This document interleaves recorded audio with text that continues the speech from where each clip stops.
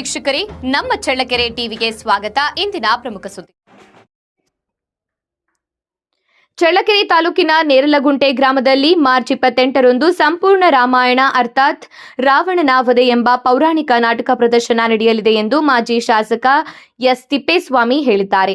ನಾಯಕನಹಟ್ಟಿ ಪಟ್ಟಣದಲ್ಲಿ ಗುರುವಾರದಂದು ಈ ಬಗ್ಗೆ ಸುದ್ದಿಗೋಷ್ಠಿಯಲ್ಲಿ ಮಾತನಾಡಿದ ಅವರು, ಈ ನಾಟಕವನ್ನು ಸತತವಾಗಿ 1.5 ವರ್ಷಗಳ ಕಾಲ ನಾನೇ ರಚನೆ ಮಾಡಿದ್ದು, ಈಗಿನ ಕಾಲಘಟ್ಟದಲ್ಲಿ ರಾಮನ ಅತ್ಯದ್ಭುತ ಸಾಮಾಜಿಕ ಸಂದೇಶ ಸಾರುವ ನಿಟ್ಟಿನಲ್ಲಿ ಈ ನಾಟಕವನ್ನು ಅನಾವರಣಗೊಳಿಸಲಾಗುವುದು. ಗಾಂಧೀಜಿಯವರ ರಾಮರಾಜ್ಯದ ಕಲ್ಪನೆಯ ನಂಟು ಈ ನಾಟಕಕ್ಕೆ ಬೆಸೆದುಕೊಂಡಿದೆ. ಪ್ರಸ್ತುತ ಸಮಾಜದಲ್ಲಿ ಸ್ತ್ರೀಯರಿಗೆ ಗೌರವ ಮತ್ತು ಸಮಾಜದಲ್ಲಿ ಯಾವುದೇ ಅರಾಜಕತೆ ಅಪರಾಧಗಳು ನಡೆಯದೇ ಇರಲಿ, ರಾಮರಾಜ್ಯ ಮತ್ತೊಮ್ಮೆ ಸ್ಥಾಪನೆಯಾಗಲಿ ಎನ್ನುವ ಉದ್ದೇಶದಿಂದ ಈ ನಾಟಕವನ್ನು ಅನಾವರಣ ಮಾಡಲಾಗುತ್ತಿದೆ.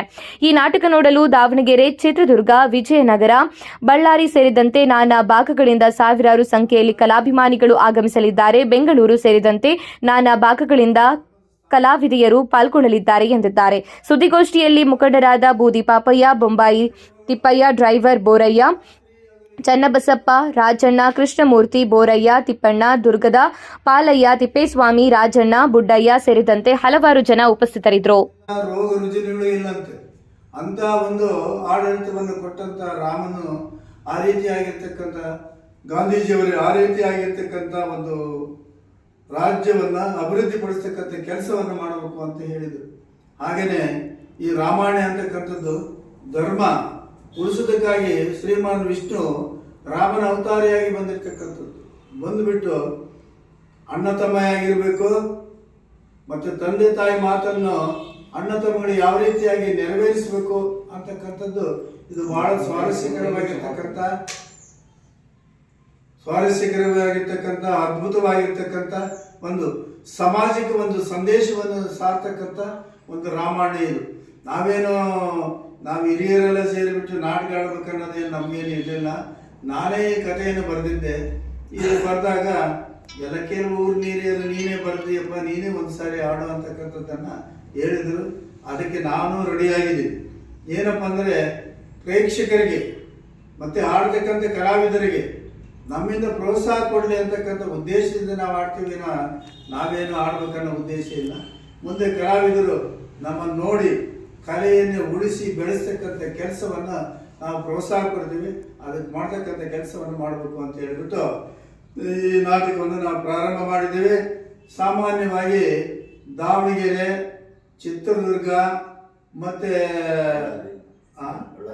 ಬಳ್ಳಾರಿ, ಶಿವಮೊಗ್ಗ ಎಲ್ಲ ಭಾಗಗಳಿಂದ ಜನಸಾಗರನೇ ಬರ್ತಕ್ಕಂಥದ್ದು ಐತಿ. ಹಿಂದೆ ನಾವು ಹನುಮಂತನಹಳ್ಳಿ, ತುಮಕೂರು, ವಿಜಯನಗರ ಎಲ್ಲ ಕಡೆಯಿಂದ ಬರ್ತಾರೆ. ತುಮಕೂರು ಕಡೆಯಿಂದ ಕಲಾವಿದರು ಎಲ್ಲ ಕಲಾವಿದರು ಬರ್ತಾರೆ. ಸಾಮಾನ್ಯವಾಗಿ ಈ ಭರತನಾಟ್ಯಕ್ಕೆನೆ ಹೆಣ್ಮಕ್ಳು ಒಂದು 10-15 ಮಂದಿ ಸೇರ್ತಕ್ಕಂಥದ್ದು ಐತೆ. ಅದನ್ನು ವ್ಯವಸ್ಥೆ ಮಾಡಿದ್ವಿ. ಏನಪ್ಪ ಎಲ್ಲ ಹೇಳ್ತಾರಪ್ಪ ಯಾವುದು ಚಿತ್ರದುರ್ಗ ಜಿಲ್ಲೆ ಅಥವಾ ನಮ್ಮ ರಾಜ್ಯದಲ್ಲಿರ್ಬೋದು.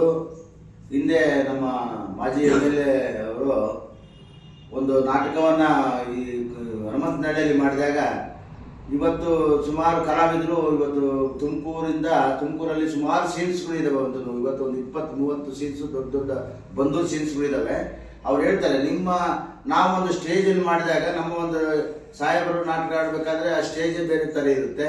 ಆಮೇಲೆ ಡಿಜಿಟಲ್ ಸೇವ್ ಇರುತ್ತೆ. ನಾವು ಹಿಂದೆ ಎಲ್ಲ ಸಿನಿಮಾ ಟೈಪ್ ಡಿಜಿಟಲ್ ಪ್ರತಿಯೊಂದು ಸೀನು ಹೋಗ್ತಿರ್ತದೆ. ಒಂದು ರಾಮ ಲಕ್ಷ್ಮಣ ಕಾಡಿಗೆ ಹೋಗ್ಬೇಕಾದ್ರೆ ಕಾಡ ಇರ್ತದೆ, ಕಾಡಿನಲ್ಲೇ ಇರ್ತದೆ, ಪ್ರಾಣಿಗಳು ಇರ್ತವೆ. ಮತ್ತೆ ದರ್ಬಾರ್ನಲ್ಲಿ ರಾವಣ ಲಂಕೇಶ್ವರದಲ್ಲಿರುವಾಗ ಲಂಕೆ ಅಂತಕ್ಕಂಥದ್ದೇ ಅಲ್ಲಿ ಇರ್ತಕ್ಕಂಥ ಡಿಜಿಟಲ್ನ ಇವತ್ತು ಈ ಒಂದು ಮಾದರಿಯಲ್ಲಿ ಅಳವಡಿಸಿದರೆ ಈ ಒಂದು ಬರ್ತಕ್ಕಂಥ ನಮ್ಮ ಸೀನರಿಗೆ.